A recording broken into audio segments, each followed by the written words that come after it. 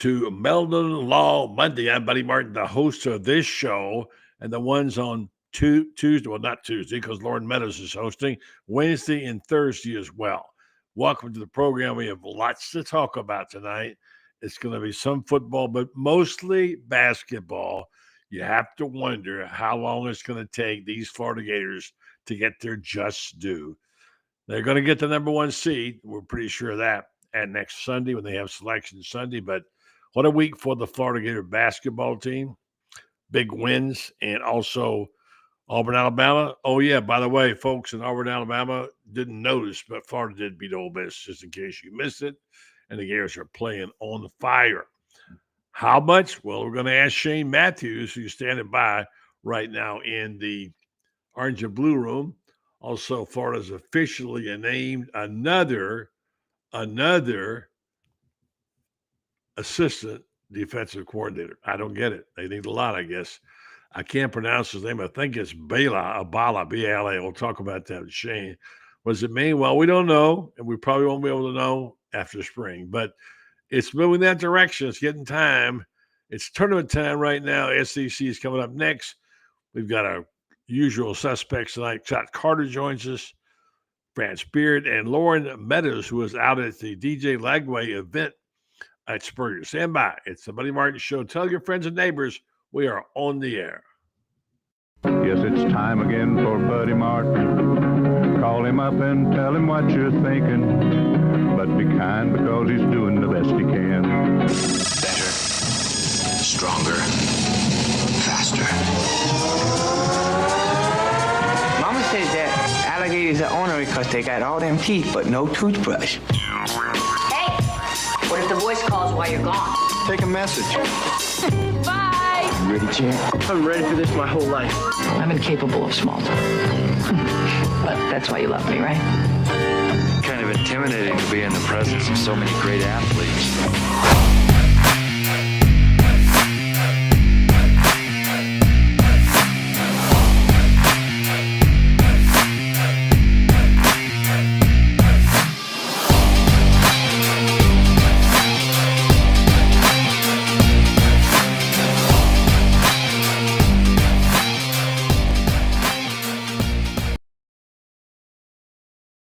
Good evening and welcome to the program. I'm Buddy Martin, standing by Shane Matthews. I want to remind you folks that Florida is going to earn this, if no other way, because the respect will not be given. By winning, they'll get it. Many of the individual awards are starting to come home now, unless they totally bomb out of the SEC in Nashville this week, which I don't think they will. And if they did, I'm not sure what happened. They will be a number one seed. But where and who they play next week, we don't know. It's still up for grabs. We'll talk to our fans period about Mr. Gator basketball about that. They crushed Ole Miss last week by 19. But many to me, they were so enamored with Alabama beating Auburn, they hardly mentioned and hardly noticed. We'll talk about that with Shane. There were a lot of signees today in the free agency of NFL. Well, maybe you get a word about that. Scott Carter comes and tells us about things that are going on all Gators, especially the DJ Lagway thing, which we'll talk about. France Beer will catch us up with some hoop, and then we've got Lauren Meadows coming on. He'll be at the Lagway event, and we'll get his take on what went on there. By the way, I thought, a classy thing that Lagway did when he gave all that money last week to the women's basketball, women's sports, which I think is terrific, and I think that's the kind of guy that, one reason they like this guy so much. I think even Shane Matthews would agree with that. Good evening to you, Shane. What's up, buddy? Did you hear about? I didn't get a chance to hear much of your show this morning. I was tied up with other things. But did you hear about the? I'm sure you did, the gift that Lagway gave to the program for the name of the women on Women's Day.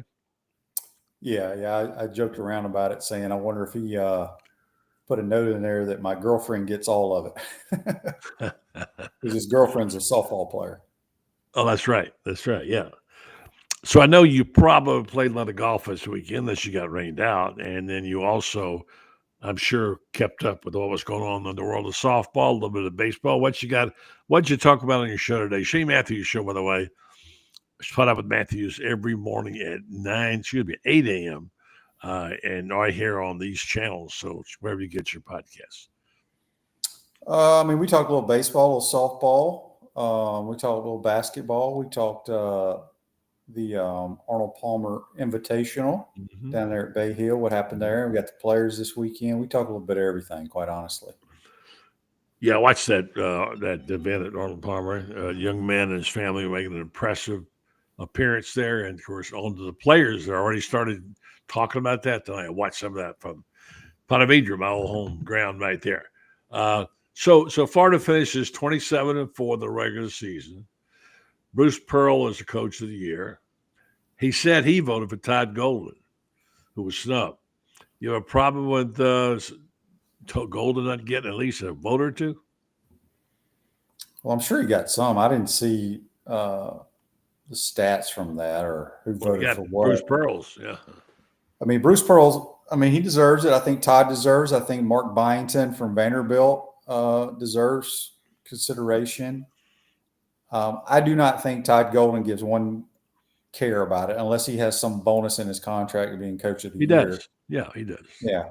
But look, I mean, I don't know if it's the media. I don't know who all votes for it, buddy. He's deserves it. I think you can say Bruce Pearl deserves it as well, though. I mean, they're going to be the number one overall seed probably. I'm not saying he doesn't, nor am I saying that it should have been Golden instead. I think it's to continue on, though, and I've called out a few people on other programs I've appeared with, and I know I sound like a Gator homer. I'm just saying, when you beat both those teams that played, and that was a heck of a game, I guarantee you, and they're talking about all the other teams, and Florida hardly ever gets a mention, and certainly they played terrific in the 19-point win over Ole Miss. It seems like nobody really believes yet, maybe this team. They're going to have to prove it, and I'm sure they will. It'll be an incentive for them to do that. But I'm just wondering about the blindness of some people to say, well, I think people are starting to say, wait a minute, these guys might be pretty good. Alex Condon named SEC Player of the Week. Also, you had Walter Clayton named All SEC First Team. It didn't say which team. It was on the site of Gators. I think Alex Condon got a third team, whatever, SEC. Yeah. So the individual awards are starting to come in, and I don't know. Do you think it will? I don't think even if they lost in Atlanta that they lose on one seed. I'm sure it'd be Nashville. Do you? No, I don't. I don't, buddy. I don't. I mean, I don't go on a lot of shows. I don't watch a lot of talk shows or listen to them. I watch a lot of basketball games, and everybody that I hear in games I'm watching thinks the Florida Gators can win the national title. So I don't know who's not giving us respect. I'm not sure who those people are because I haven't heard of anybody not thinking the Gators are one of the top 4 or 5 teams in America. I hear what you're saying, and I'm not necessarily talking about what the other announcers are saying. I do other shows, and they're sort of Alabama-centric, and everybody's got their own myopic view of things, and these are people that are pretty objective. I just think it's easy to overlook the body of work, and I think I will say this. In regards to Alabama and Auburn, their strength of schedule is better than the Gators. Mm-hmm. They have more quad ones, wins, and all that stuff. Did Florida beat both of them? Absolutely. Mm-hmm. But none of it matters because I think any 3 of those teams can win the national title. I agree, but it doesn't matter when you're doing a talk show. And that's what we're doing right now, talking about these teams and trying to split hairs and see. I give credit to where credit's due. I'm not saying Florida certainly needs to be the 1 seed here. I just think the whole national media was slow to come around to Florida. And I was talking to one of the guys on SEC sidelines who's from Alabama. His kids go to Florida. And he agreed that they sort of – anyway, they'll all even out. They win. They get there on Friday. They play. We don't know if they're going to go out west. Probably they will go out west. We'll get this in France later on. But it is an exciting basketball season. And I think it's fun. And I'm going to tell you, Alex Condon is everything I've always wanted him to be. He was one of my 2 favorite players from day one, from the jump. No pun intended, because he's such a nightmare to match up with. He's so physical. When he plays physical, he's just hard to stop. and especially when he's shooting the basketball and making threes. He is an amazing player and fun. By the way, last week he averaged 22 points, 12.5 rebounds, and 2 assists in wins over Alabama and Ole Miss. He's starting to play back to his normal speed now. He's a banger. He gets in there, he'll definitely give you a bang or two in there. So really enjoy watching him play. All right, what do you know about this new co-defensive coordinator, inside linebackers, his name today? His name is Robert, and I'm not sure if it's Bala or Bala. Somebody help me out on that. He has now come to the fore. He's part of the team now, and I guess they hired that guy like 3 weeks ago. Well, they just announced it. Oh, They just announced it. So I mean, they announced Bubba. They hired Bubba Spurrier too, but they didn't want to announce it. So anyway, this guy he got coached the Washington Huskies to a Sun Bowl appearance. I'm just trying to get familiar with him. He had a couple of good linebackers out there, all Big Ten, honorable mention, whatever. He's very humble to be here, and he obviously thinks he got a chance to make a difference. Anyway, I'm just trying to get a feel for it. You think it looks like maybe they're getting their staff in order. How do you like it so far? I don't know much about him, buddy. I think the team is it's going to be Billy's most talented team he's had since he's been here. I really believe they're going to be very good on offense, and I'm going to say it like I say. The entire year to me will come down to the front seven of defense. Mm-hmm. What are you hearing about that? Anything?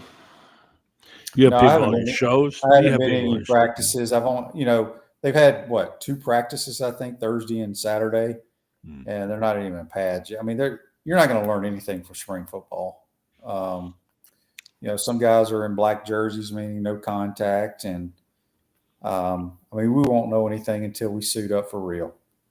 They're talking a lot about Cormani McClain, about his weight he's put on, conditioning he is in, the way he's playing. That's among the players. I've seen a lot of articles about that. And apparently this guy is, when he's right, he's right. They could sure use him in the secondary this year, and a guy who's got 5-star skills. So that would be a big, big get for them if he comes through like they're hoping he will. Yeah, I think there's a lot of opportunities for different guys in the secondary. You got some guys returning. I think Devin Moore, he's coming off an injury. Dijon Johnson's coming off an injury. I think both of those, if healthy, those are your two corners. Yeah. I don't know how healthy they are right now, or how much they're participating in spring. Yeah. Oh, you go out there sometime and check it out? I might. The days they practice on aren't good for me, but I'll try to get out there eventually for 20 or 30 minutes. Still some lingering comments about DJ Lagway's injury. I noticed Allie Peak Wilbur, who'll be on our show Wednesday night, talked about it, a little bit about it. She didn't think it's much of anything. She thinks it might be much ado about nothing. I don't know.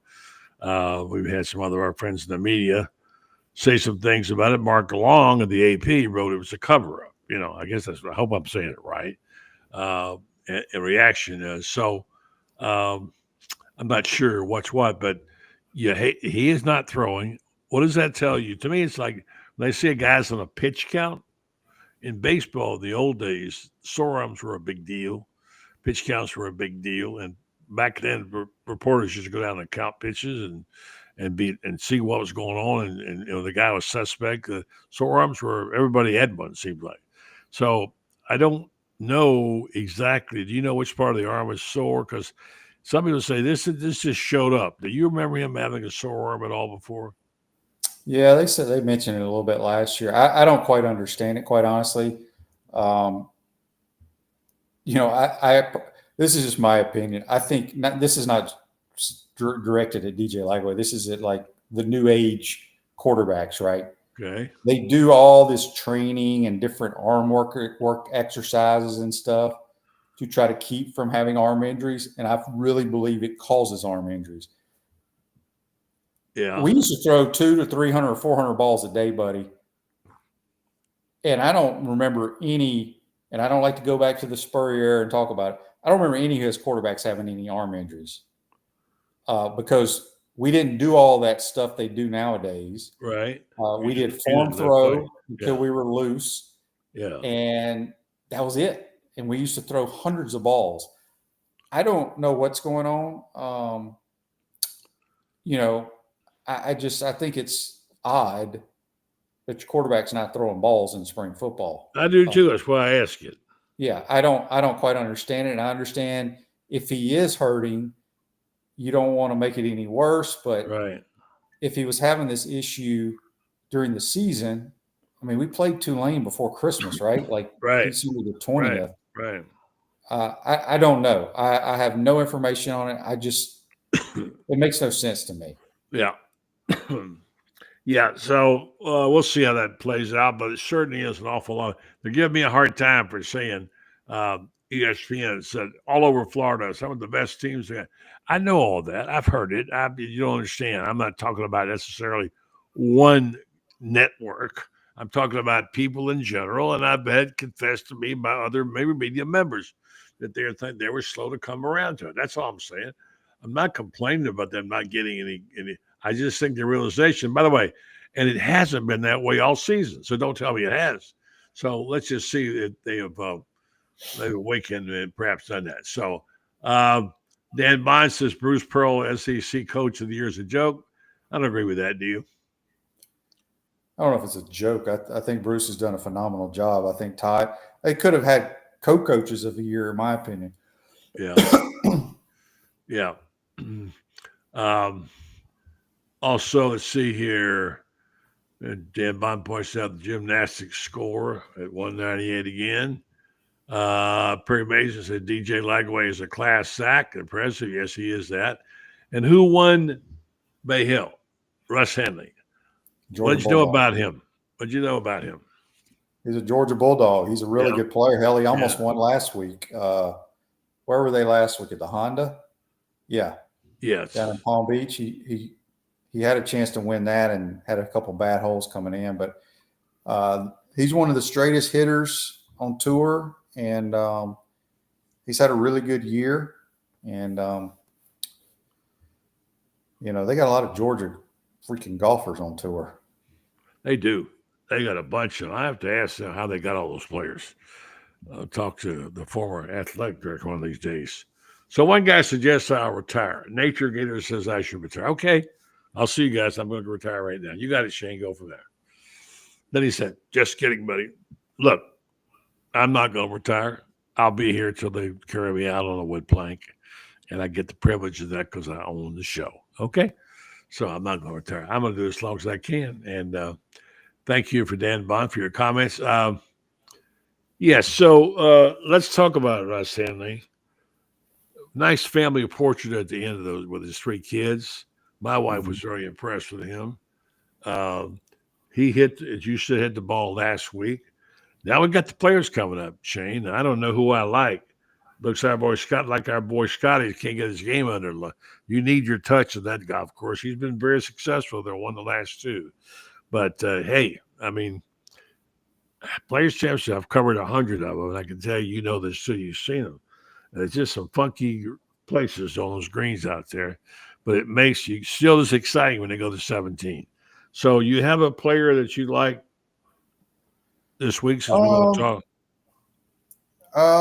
Gosh, who do I like this week? I like Hideki Matsuyama.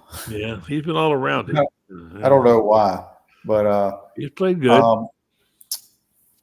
I think Wyndham Clark or Justin Rose, somebody like that's going to win. I don't know who the favorites are. No. Probably, I mean, can't count out Ludwig Oberg either. I mean, Oberg is really, Oberg as you pronounce it, is really a great player. I love his swing. Boy, does he look good or what. I'll tell you a guy I'm going to pick. Colin Morikawa. He almost won it this year. He's playing good again. I think this is a golf course you can play. So I'm going to pick Morikawa. We'll see what happens. But fun to be doing. All right, let's take a little break. I'll tell you about our Sponsorship. By the way, we're looking for sponsors for our basketball coverage. We'll have more about it. Fran Spirit intends to be in Atlanta, falls well at his house with his family. And we will be covering the Gators on the first round, wherever they are. You think they'll go out probably go out west, won't they, Shane? San Francisco, more than likely. I mean, I think a lot depends on this week. Yeah. Yeah. Well, anyway, let me tell you about our friends. Talked to Jeffrey Meldon today. He's out in Colorado. He'll be back soon. Meldon Law business is really doing well.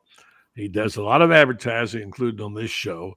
He does a lot of good things for the University of Florida, which doesn't go unnoticed. And people like that. They like him. He's trustworthy. If you want a lawyer, I suggest you look into him and look into his firm. Your son, Kerry, or one of the Meldons over there. Give him a call. There are 4 locations to serve you. That would be Ocala, Gainesville, Williston, and Lake City. They like to say they won't back down. They won't. Meldon Law, they won't back down. Hey, Shane, let me ask you about positions. This team that we think, the football team we see coming up, he's going to run the football again. Mm-hmm. One thing they have been able to do is run the ball quite well for what they've got. And the offensive line is now being hailed as one of the strengths of the team, something we didn't have. They've got experienced guys coming back. They'll be one of the best offensive lines. If they can run the football, look out for DJ Lagway because they're making a lot of noise to those receivers. Everybody's raving about those young receivers, the coaches, everybody. So I think that's something that we can take into consideration right there. If they run the ball, look out.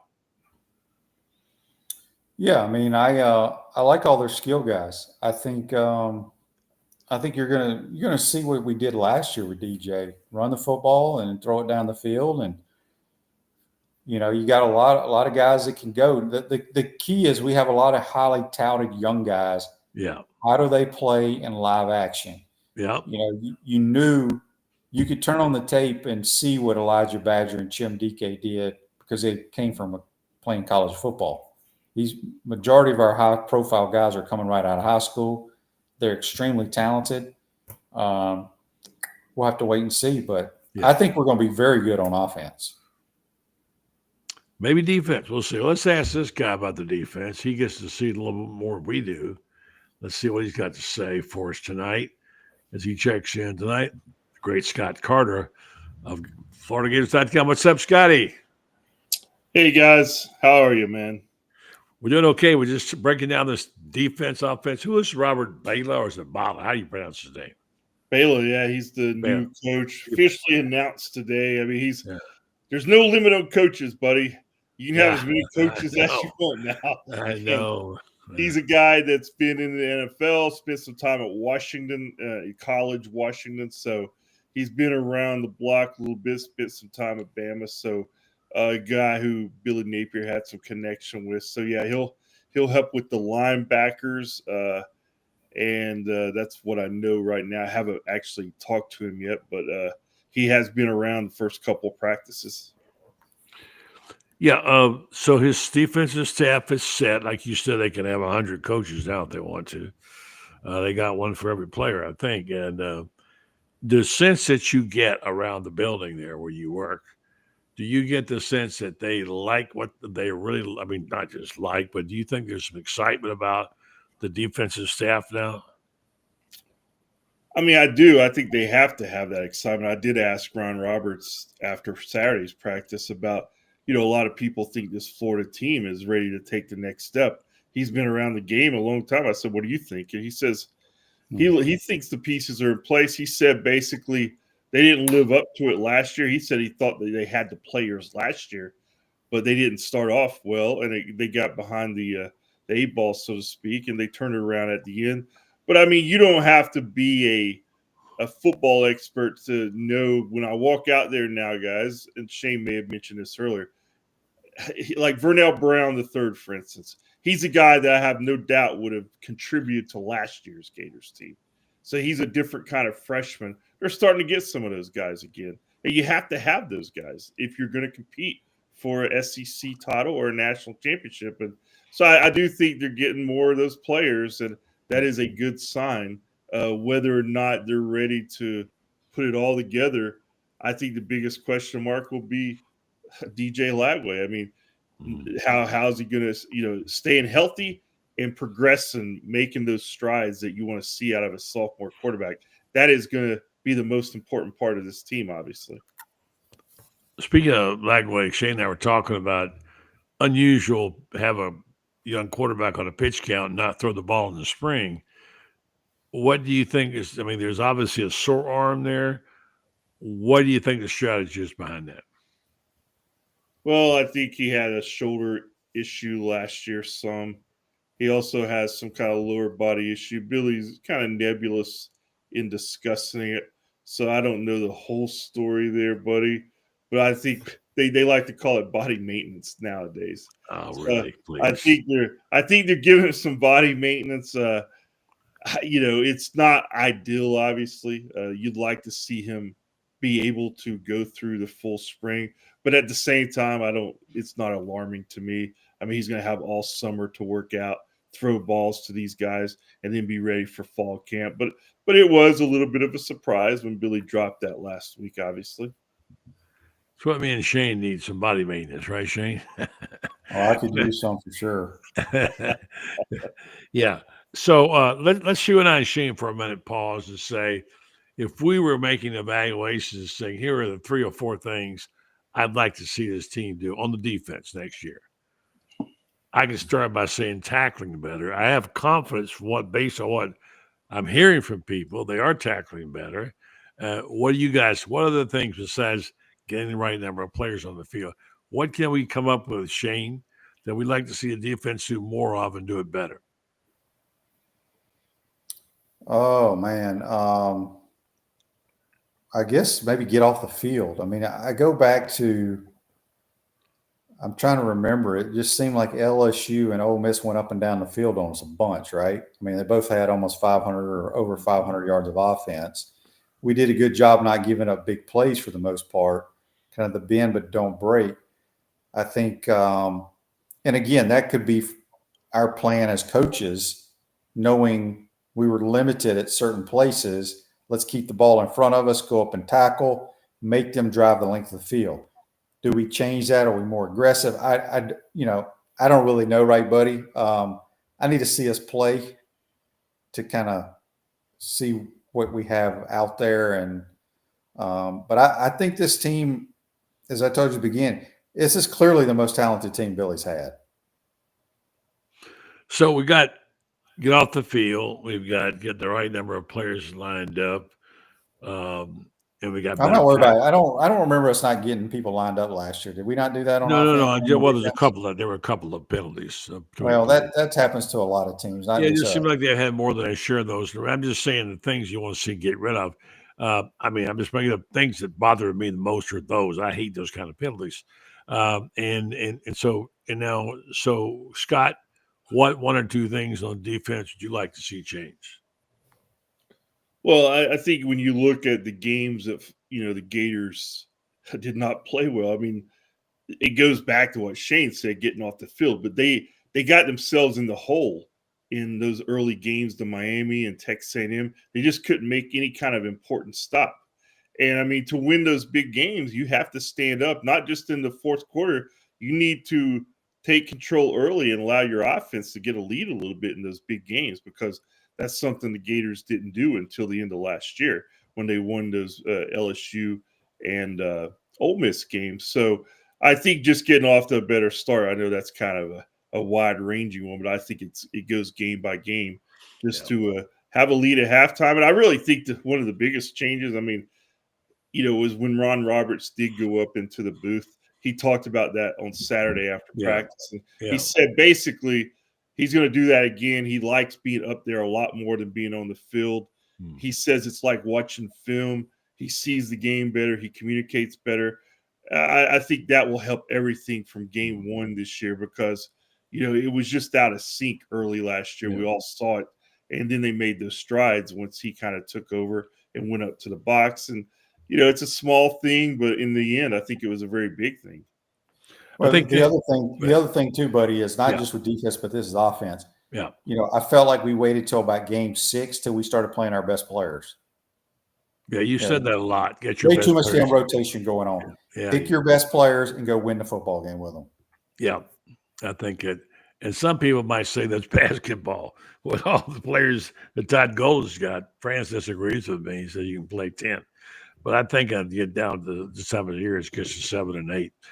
Speaking of France, and by the way, I think one thing Billy has benefited from somewhat, I believe, is this attention distracted from the football program by the basketball team, not to mention the baseball, and of course the softball program. And the question is, how much is this going to? It's like the rising tide raises all ships.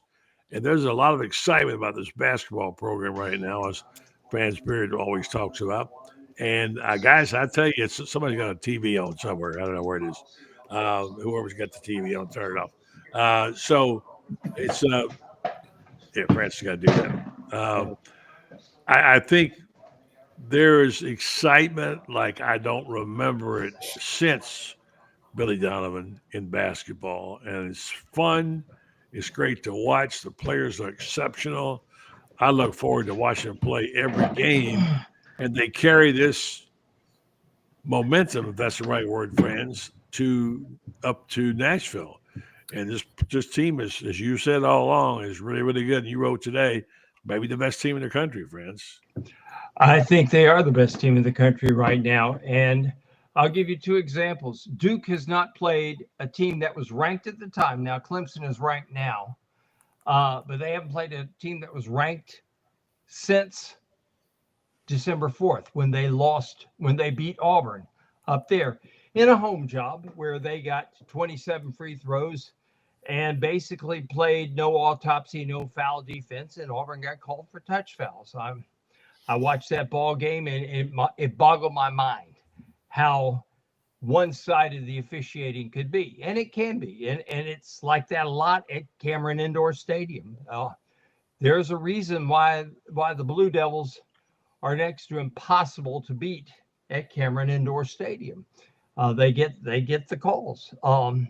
Happens a lot. It happens at Rupp a lot.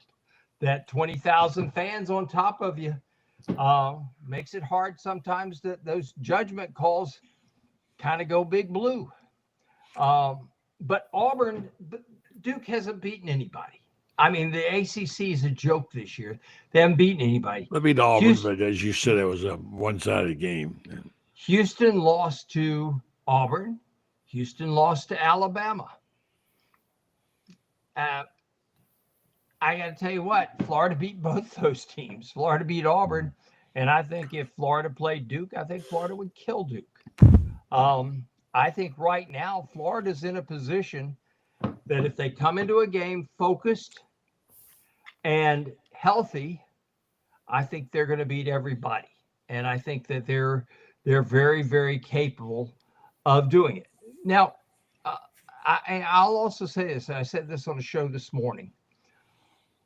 We got to remember something, that sometimes losses bring out the best in you. I know a lot of people say losing, nothing good comes out of a loss. Florida lost 3 games in a row in 2006. Then they come back and they beat Georgia, and then they beat Kentucky on Senior Day. Go 3-0 at the SEC tournament, 6-0 the rest of the way. But they had 3 losses, and those 3 losses really, really changed the dynamic of the team. They got refocused, and they began to play like they should have been playing all along. I think the Georgia game had that effect on this team, and I would not want to be the other team that is playing the Gators right now. Yeah, it's tough to get into the officiating, although there is a site that evaluates. I didn't know this. Friends told me. Ref Metrics. Yeah. Shane, I know you don't like to get into it, and Scott, I don't like to talk about officials because you can't win, but there has been some really tough games out there this year with some calls that you wonder about. And do you think, and I'll ask you all this, starting with Shane and Scott and then you think basketball is more that way than the other sports? Is it more in the hands of the officials, Shane, in basketball than any other sport? Oh, I don't know. I mean, look, you can call foul on about every damn possession if you wanted to. Really, it's just like you call holding on every play in football. It's just it's not an easy. There's not a perfect science to officiating. I don't get caught up in it because I feel like it usually works itself out. Well, I mean, have we had bad officiating against us? I mean, I watched a lot of our games. I haven't really thought about it. Scott, what's the word? Go ahead. Let Scott jump in, then you finish, Shane. France. Scott, your thoughts on the officiating session? Oh, in basketball, your question. I mean, yeah, officials. It seems like basketball is probably as subjective as any of them, but I don't know. I've never been one of those to complain a lot about officials. As long as they even the calls out, your team is always going to get a couple of bad calls a game. You just hope that the refs recognize it and the coach can sway a couple your way. And that's really the best that the officials can do. I mean, they're going to make mistakes. They're human.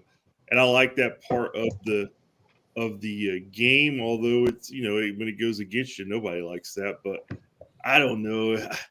Franz is probably a lot more in tune with the officiating than that because I'd never heard of refmetrics.com until about 30 seconds ago. Me neither.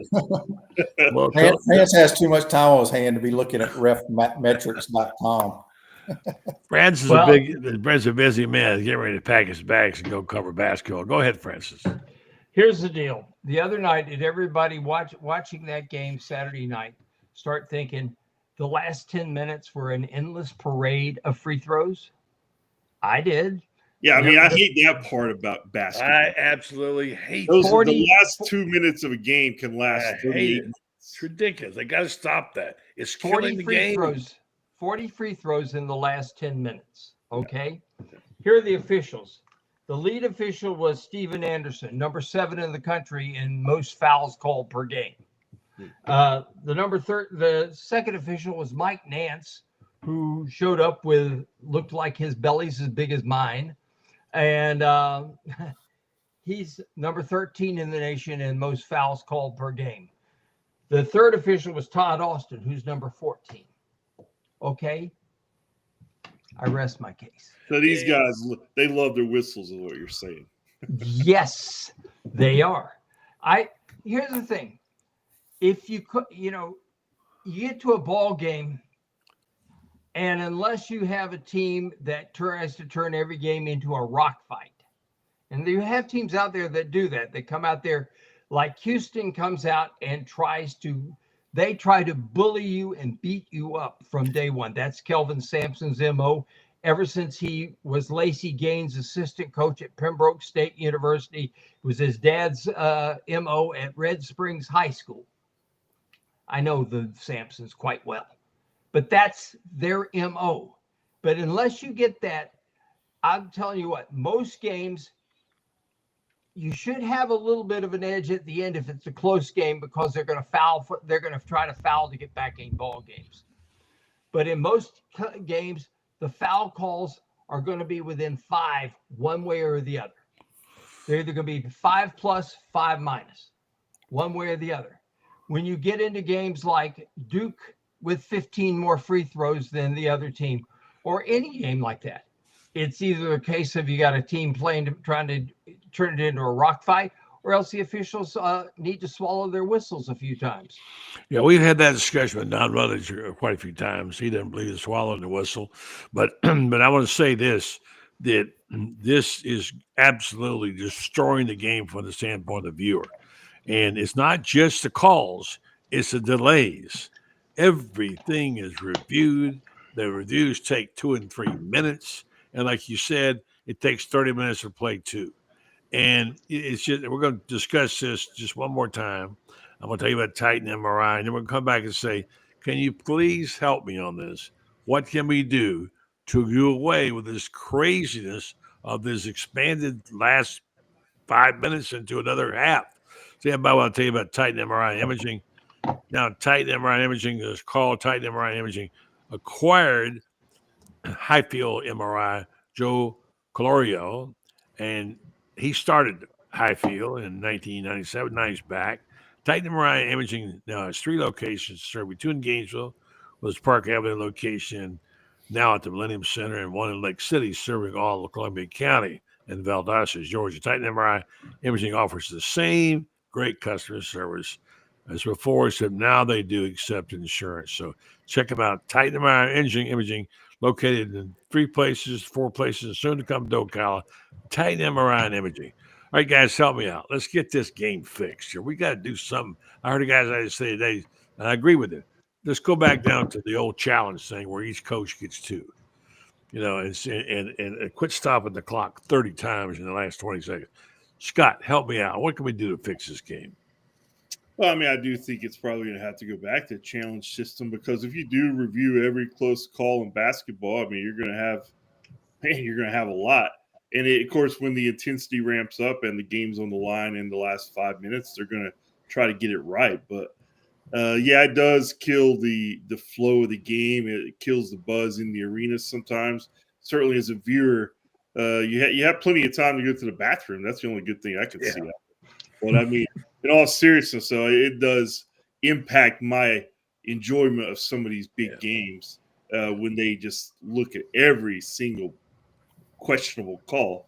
So I don't know, guys. I mean, I wish I had the answer. Probably going to have to go back like a challenge system, like a couple of folks on your thread here said. Yeah.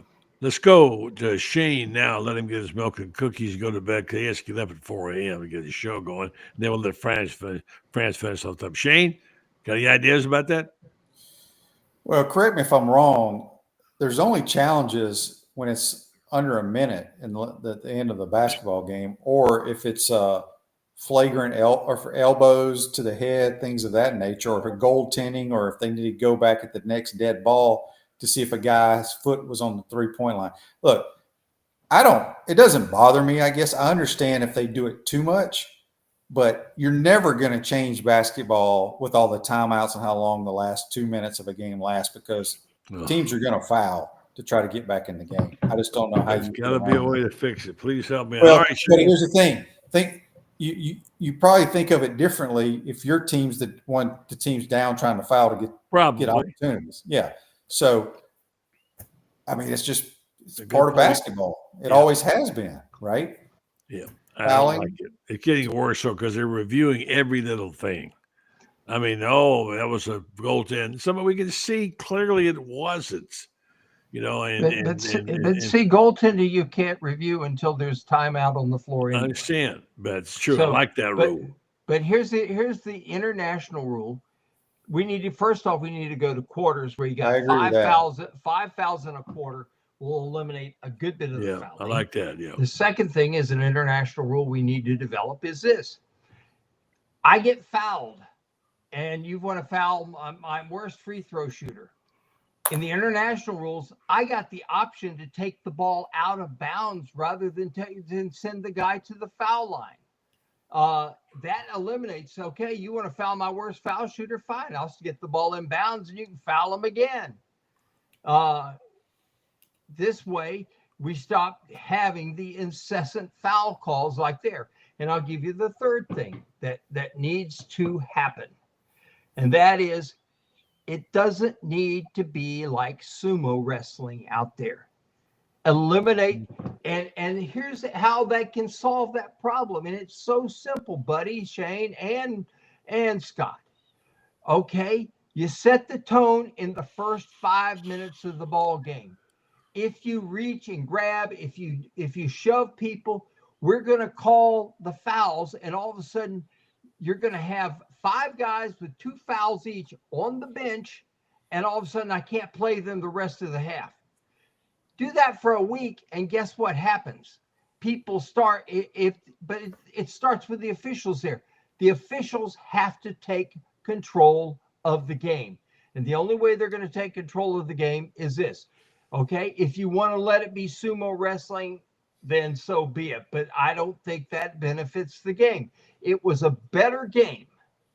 It was a better game back when it was more of a free-flowing game, and it is not a free-flowing game anymore. Yeah, I agree. And it would benefit the games considerably because we got better athletes than we've ever had. True. Give them a chance. I mean, my gosh, I don't mind a game if there's 28 dunks in the ball game.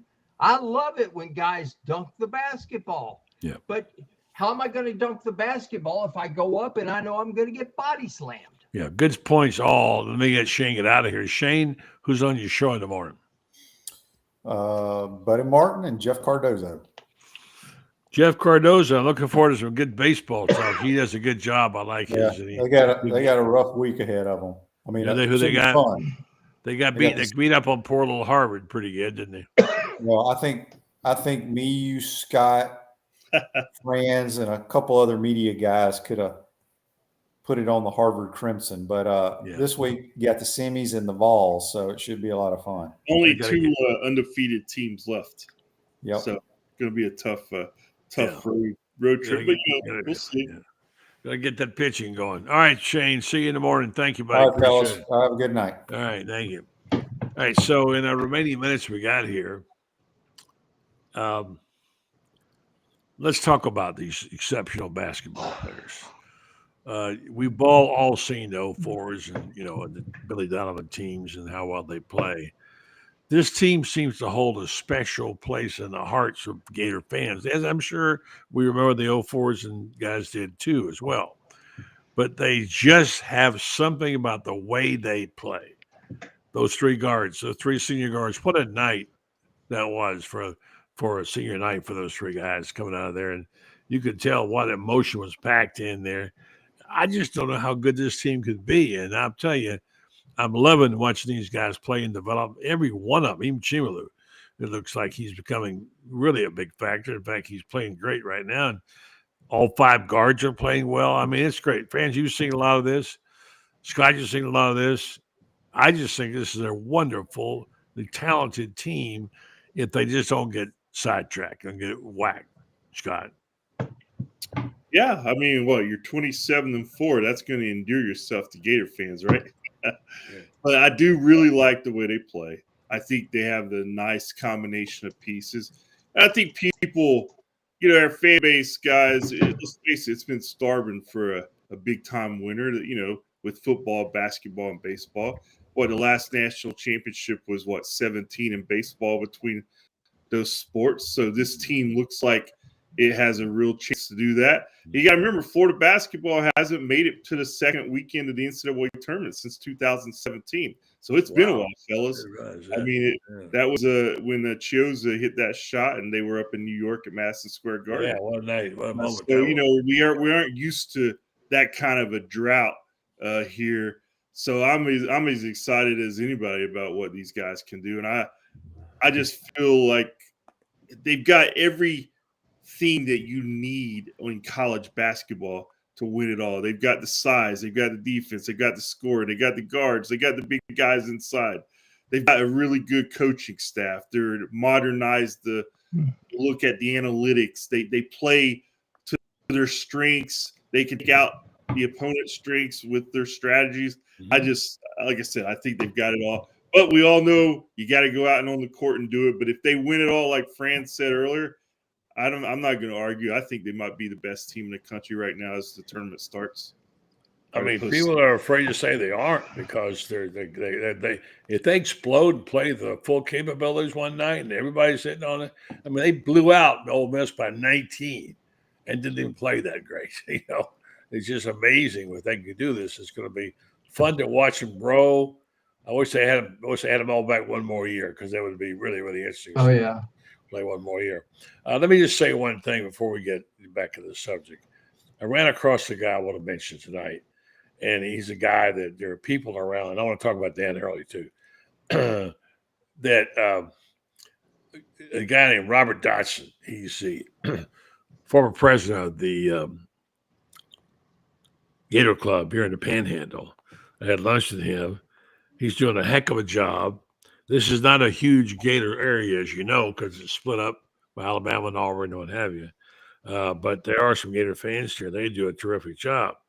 And I had a chance to visit with him. He said they've kept it together for a few years. They don't have that many meetings, but they have great guests. Guess who they got as their guests? Billy Napier, Todd Golden, and Danny Werfel. I say not too bad, right? That's So pretty I darn want to good. shout out to Robert Dodson and for enjoying his lunch. You'll be hearing more from him. He'll be coming over here, Robert Dodson of Lynn Haven.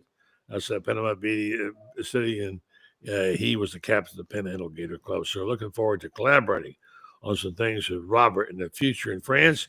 If the stars are all good, we're going to get you up to some of these games. We're still looking for help from sponsorships. If anybody would like to would be a part of this. I forgot we got Lauren Meadows standing by. I got to go get him. Sorry, Lauren. I made all this trouble. There he is. He's been out gallivanting tonight. I'm sorry, Lauren. I got to see you in there, buddy. I'm all right, bro. How y'all doing? But good. Well, how was the event at Spurrier's? It was good. It was a really nice event, kickoff event for the DJ Lagway Foundation. Get my mic closer. And just really nice event at Spurrier. Spurriers has kind of become the be all end all for Gator events, and Florida football is basically renting out the whole first level for recruiting events. So shout out to Freddie Wiebe and his team for just putting on another great event. DJ Lagway was there with his family, a lot of close friends, some of the Florida coaches, some teammates were there. They had an auction, had a silent auction as well as a live auction where they auctioned off some artwork, cruises, but everything to benefit UF Health. And, just really shows the person that DJ Lagway is becoming, him endearing himself. I think the rumors of his departure were vastly overrated. If you look at the investments that this young man has made in the past 3 days with giving a six-figure donation to women's sports, as well as this kickoff event with his foundation. So, a lot of good things coming from this young man. And, just really not just, his play speaks for itself, but from a social aspect and an impact, he's really starting to endear himself to the fan base and to the community as a whole. They had the band there, marched him in and kind of did a little Gator walk, and Coach Spurrier was there, said some words. So just a really nice event and really a great way to kick off the DJ Lagway Foundation. And I'm sure there'll be more things to come from DJ Lagway and his group. And, and I know he wants to involve his teammates as well. Guys like Miles Graham were there, DeAndre Robinson, and guys like that. So I think, he has some guys I think he's going to involve from a teammate standpoint as well. So just a really nice event. And obviously Spurs is always first class with their presentation. So that just continues as well. Who else did you see there? Everybody. Well, we saw, let's see, there was Rocco Underwood was there, Miles Graham. Congratulations, new Santa Fe head coach, Ernest Graham was there, that's good. Jabbar Jaluk was there. Let's see, Chad Lucas, the assistant receiver coach, was there as well. So just guys there, obviously. Coach Spurrier and the wonderful Miss Jerry was there as well. As well as granddaughter McKinley Spurrier. Got to give McKinley shout out. Give her a shout out. So so really, really sharp young lady, by the way. Shout out to McKinley Spurrier. Bubba and his wife doing a great job with her. She was I said, "How you doing, young lady?" She said, "Very pleased to meet you." I said, "Wow, that's so." But just the usual suspects. What's our guy from Titan MRI, Joe Calorio. Joe Calorio was in attendance. Various people from Florida Victoria. So just all the major players in this thing that we call the community aspect of building a program and a brand. I got to spend time with his quarterback coach from Willis, Texas, JP, who, it's kind of interesting. A lot of people wonder what makes DJ Lagway tick. And I said, what did you send DJ away with, or what did you tell him you need to work on? And, the first thing he said is, first thing I told him is to find a church home when he got to Gainesville. So, very faith-based family. Yeah, dad is very humble. Mom is very salt of the earth. She didn't want any pictures taken of her just let the attention be on DJ, and he's really got a nice village around him. That village now extends to Gainesville. So I told somebody jokingly, he better be good, because there's a lot of people that expected a lot of good things from him. But yeah, just a really good night, and pleased to be there to represent Gator Bait, and it just a lot going on. I mean, we got you guys. I heard you guys talking about basketball, and I think basketball is going to filter into softball and baseball. And this summer, I mean, if all goes well, this summer is going to be really exciting, because people are going to be fired up for the first game of the season for sure. Scott, as he's talking, friends, about this guy in glowing terms, I think about how blessed Florida's been to have Danny Werfel, Tim Tebow, the guys who rise above, a cut above the average everyday guy. This guy looks like he might be that same kind of guy, friends. He is really, really unique. And everybody talks about it. He's so level-headed. He's humble. He's very spiritual, and he's gifted. And this is right in that same genre, friends. It is, and I think we also need to give a little bit of credit to Graham Mertz for being the extraordinary mentor who was humble enough to understand this guy's the future. I'm not the future. And Graham Mertz did the best he could, did a good job, I think. But I think years from now, we'll look back at this and say the best thing Graham Mertz did at the University of Florida was help to turn DJ Lagway into a superstar, because this kid has got a superstar mentality. And you look at the three guys who won the Heisman Trophy here. They had that superstar mentality, and it didn't just revolve around what they did on the football field. That it had to do with how they treated their teammates. You look at Steve Spurrier; his teammates still adore him, and he adores them. They're still so close. Same with Danny. Same with Tebow. These guys had what we call an it factor, and I think this kid's got it too. I think he understands that while he may be the single most important cog in this machine, he's just one part of it. And Scott, how special is he, Scott? You were there for those other guys Franz mentioned. Well, I mean, he's got the entire package, that you want at that position. And, he comes in obviously with really good priorities. And I think the weekend, I was online, I think, when the news broke about him making the 6-figure donation to women's athletics. Really? And I'm thinking, man, we're totally in a different age of athletics. When your starting quarterback can make a 6-figure donation to women's athletics. So it's amazing. So, I give him a lot of credit for that, because he didn't have to do that, obviously, but he wanted to, and it certainly endeared him even more to Gator fans. So the guy knows PR. I know that. And I think if he goes out and does the rest of what we think he's going to do on the football field, they're going to be talking about DJ Lagway for a long time in Gainesville, Florida. So I'm just looking forward to, seeing him take that next step in his career. But certainly the guy, you couldn't ask for him to get off to a better start in his first year on campus. Yeah, Lauren, from a coach's standpoint, what a dream, huh?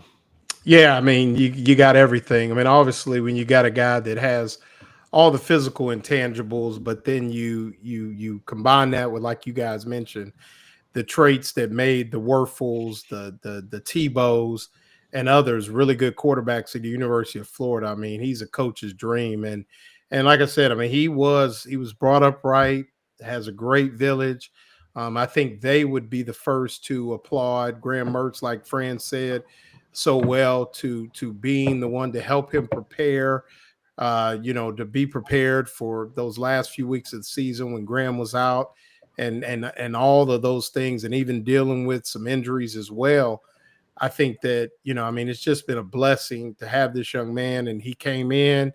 The crew of guys like myself, Edgar Thomson, Mark Long, Kevin Brockaway were all standing there, and he stopped and shook hands with all of us, looked us in the eye.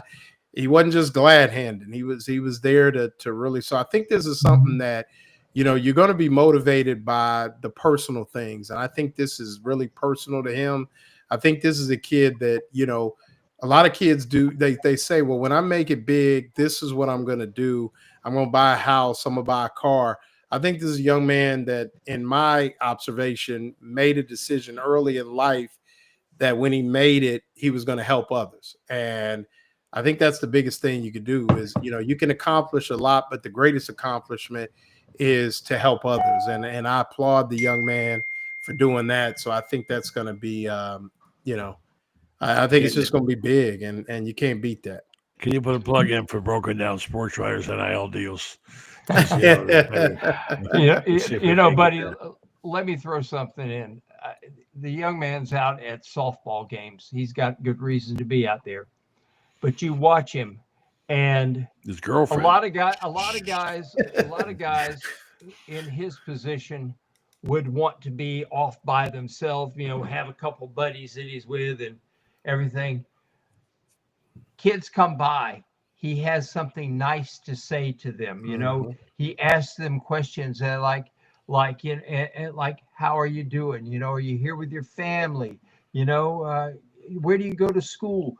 Little things that make, some 12-year-old kid, I guarantee you, is going to come out to some softball game because he's not going to meet DJ Lagway at a football game, but he's going to come out to some softball game and come up there and shake his hand. And DJ Lagway is going to say, hey, do you play football? Where do you go to school? And he's going to ask these questions. This 12-year-old kid's going to go away feeling like he's worth $1 million. And it may be a turning point in his decision to play football or something like that, or do something in his career. He may turn out to be a guy that says, if this guy can be nice to me, I can be nice to other people too. Little things like that matter. Yeah, he was nice to me one time too. He came by and said, "Hey, buddy, did they wear helmets when you played?" I mean, that's a good question. It's well researched and good question. Didn't help any, that's for sure. Hey guys, thanks a lot. Great job. Thanks, Lauren, for coming on tonight. I know you got it right. And Fran's, don't forget now. Fran's going to be going playing b-ball here, so let's see if we can get him people want to sponsor it. Call me or let me know. We got some great deals. Couple of people are looking at those proposals. Got to get Fran's out and about. Mr. Gator basketball is going to go cover stuff. Scott, are you going up, Scott, to Atlanta? Nashville? No, I'm going to just stay here and do spring football. Chris is going to be up there, so okay. He's but I will definitely be paying close attention. Yes, you will. Well, we got number 1 softball against number 3 softball this weekend. Yep, big time thing. Gymnastics senior night for the number 3 team in the country, the only team that's had 398 scores in the entire country.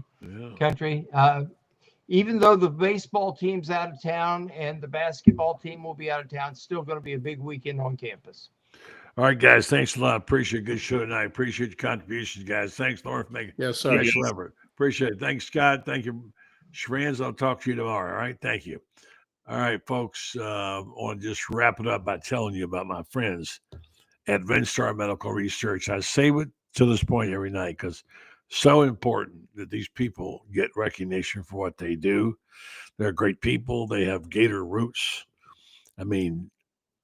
First of all, Joe Sorrentino is a big Gator fan, and his son, Joey, played for Urban Meyer, one of his favorite players.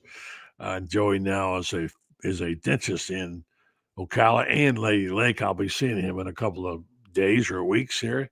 He's an excellent, really great guy, and he does great work. And by the way, the folks over there at Vinstar are really trying to help us improve our health.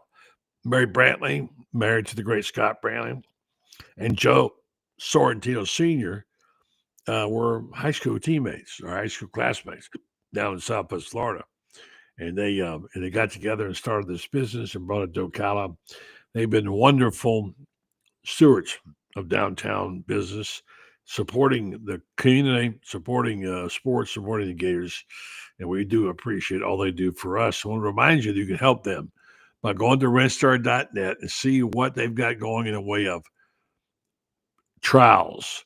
Clinical trials are the heart of their business because the data they get, they then put together, cobble together, and send off to these companies to determine what needs to be done in terms of prescriptions and how to base their prescriptions on our needs as a community. So if you can find your way, I appreciate it if you would look at RenStar.net, see what clinical trials they got coming up. If you could volunteer for one, it's very simple. It's pain-free. Takes a little bit of your time, but you get paid for your travel and your time. And it's a simple process of being a part of a group to study exactly how these medicines work, even though, of course, that you take doesn't. I just want to say thank you to all you do, folks, over there at RenStar, to Joe, to Mary, and the whole team at RenStar Medical Research, seeking tomorrow's answers to the health questions of today. Thank you for a good show tonight. Appreciate Shane jumping in there, and also our friend Scott Carter, France Beard, and of course our own Lauren Meadows.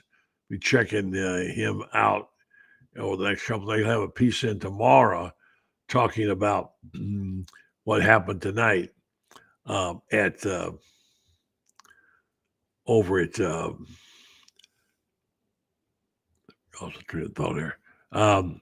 what happened to Spurrier tonight in the event they had there. It sounds like it was great. Again, doing the right thing, raise money for a good cause, and celebrating it and putting the money up for the women's program. Have a great night, folks. Enjoy it. Come back tomorrow night. Lauren Meadows will be here. Got a lot of special guests for you. Right. Thanks for listening. Thanks for watching to the Buddy Martin Show.